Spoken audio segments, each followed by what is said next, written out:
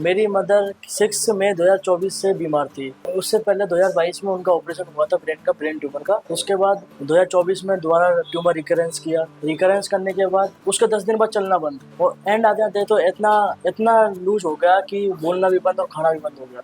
कुछ हिम्मत करके हम सर के पास आए थे। शुरू शुरू हमें भी ऐसा लग रहा था कि क्या होगा क्या नहीं होगा, इतने बड़े बड़े डॉक्टरों से नहीं हुआ, आयुर्वेद क्या ही करेगा। उसके बाद 15 दिन बाद ट्रीटमेंट लेके गए थे। उस 15 दिन की ट्रीटमेंट के अंदर मेरी माँ खाना खाने लग गई थी अपने मुंह से। फिर 15 दिन का ट्रीटमेंट और लिया, उसके बाद माँ थोड़ा थोड़ा बोलने भी लग गई। नमस्कार, मैं डॉक्टर शैलेश, सतायु हर्बल हॉस्पिटल, गांव सरखपुर, जिला गौतम बुद्ध नगर से। मेरे साथ जो सज्जन बैठे हुए हैं ये राजस्थान के सवाई माधोपुर से आए हैं। इनकी माताजी का नाम राधा देवी है। उनको ब्रेन में ट्यूमर हुआ था।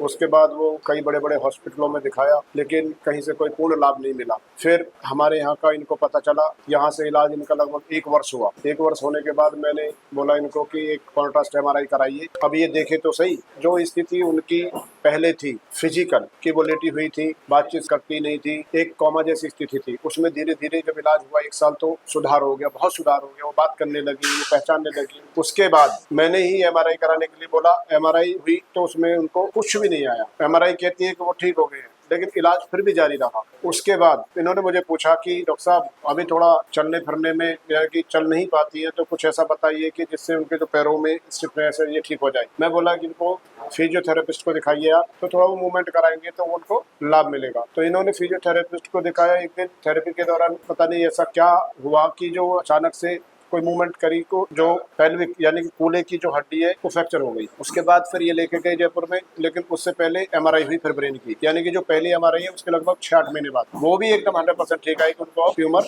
नहीं है। अब ऑपरेशन हो गया है इस उम्मीद में, क्योंकि पैर में फ्रैक्चर होने से पहले वो चलना शुरू नहीं हुई थी, लेकिन व्हील चेयर पे आ गई। यही तो था, व्हील चेयर से वो चलने लग गई थी। पहचानना, प्रेजेंट की, पास्ट की सब मेमोरी एकदम पक्की, ये सब चीज होने लगी। मैं यहाँ एक बात बोलूंगा, ये भी अपने बारे में के बारे में बताएंगे। मैं बोलता हूँ कोई भी बीमारी है, कोई भी रोग है, वह जब तक ठीक नहीं होता जब तक आप पथ्य अपथ्य का पालन ना करें, जब तक आप आयुर्वेद के अनुसार बताई गई दिनचर्या का पालन ना करें। आयुर्वेद में आहार विहार को लेके बहुत बड़ी बात बोली गई है। उस समय उनका जो भोजन चला हुआ है, यानी उस समय से राज तक, उसमें मोटे अनाज है, गेहूं नहीं है, चावल नहीं है, चाय नहीं है, चीनी नहीं है, मीठा अगर कभी देना है तो कच्ची खांड है, मिश्री, वो भी कभी। फल सीजन के अनुसार है, खट्टा नहीं है। दालों में मूंग है, उड़द, मटर, अरहर नहीं है। तो पथ्य पथ का जरूर पालन करें। ऐसा करने से आपको बीमारी जल्दी से जल्दी ठीक हो जाएगी और आप स्वस्थ हो जाएंगे। तो अब बताएंगे, विश्वासगढ़ इनका नाम है, कि जो मैंने बोला है ऐसे ही था या कुछ और इसमें चेंज करना है या और कुछ बोलना है? नमस्ते सर, मेरा नाम विश्वास कुमार गर्ग है।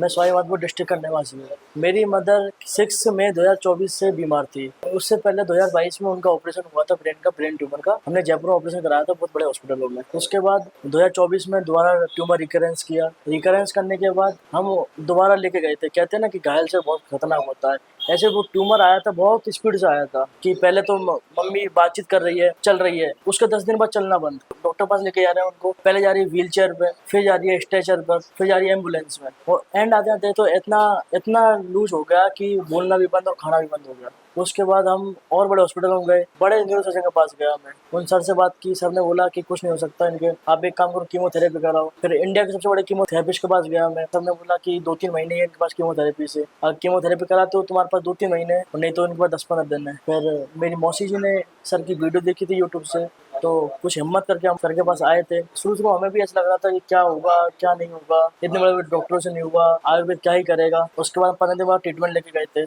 उस 15 दिन की ट्रीटमेंट के अंदर मेरी माँ खाना खाने लग गई थी अपने मुंह से। उनकी क्या राइस ट्यूब लगी हुई थी। उसके बाद माँ खाना खाने लग गई। फिर 15 दिन का ट्रीटमेंट और लिया। उसके बाद माँ थोड़ा थोड़ा बोलने भी लग गई, पूरी तरह से राइस ट्यूब हट गई थी। उसके 15 दिन के बाद जब मैं ट्रीटमेंट लेके जा रहा था तो मेरी माँ मुझसे बोलती, बेटा कहाँ जा रहा है। ये सोचते ही फिर मैं सर के पास सीधा आया। सर से बोला मैंने कि सर आप ही मेरी आखिरी उम्मीद थे और आखिरी उम्मीद ही रहोगे, आप कैसे भी करके मेरी माँ को ठीक करो। उस ट्रीटमेंट को चलते चलते साल भर हुआ। सर ने MRI के लिए बोला, मैंने MRI कराई थी, सर से बात करी, उन्होंने रेडियोलॉजिस्ट को दिखाई MRI, सब ने बोला कि ट्यूमर कम हो चुका है, खत्म हो चुका है। उसके बाद 6 महीने बाद जो सूजन वगैरह थी, वो CSF बढ़ा हुआ था ब्रेन में, सब खत्म हो गया। CSF उस टाइम की जो 1 महीने बाद 1 साल बाद MRI कराई थी, उसमें CSF बढ़ा हुआ था। तो फिर सर से बोला था सर क्या करना है, तो डॉक्टरों ने बोला था कि ऑपरेशन करके शंट लगा के CSF को हम कम कर। CSF मतलब एक लिक्विड होता है, हाँ, जो ब्रेन के के अंदर वो रहता ही है, बट वो बहुत ज्यादा जब बढ़ जाता है तो ब्रेन की स्टेबिलिटी खत्म हो जाती हाँ, तो सर ने बोला कि हम सुखाएंगे इसको। तो सर ने 2-3 महीने ट्रीटमेंट दिया, उससे CSF भी सूख गया। अब क्या है कि मेरी मम्मी खड़ी होने लग गई थी,